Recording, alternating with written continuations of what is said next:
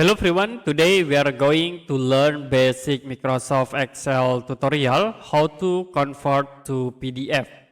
So as example, I will convert these tables into PDF. You can go to Pack Layout, click Print Area, set Print Area. Now click File and then go to Print. To convert into PDF, you can change for the printer. Okay, I will set into Microsoft Print to PDF. And then you can set for scalings by custom. Click OK. Or you can set for the margin in here. If you done, you can click print and it will be automatically convert to PDF. Okay, that's it for basic Microsoft Excel tutorial how to convert to PDF.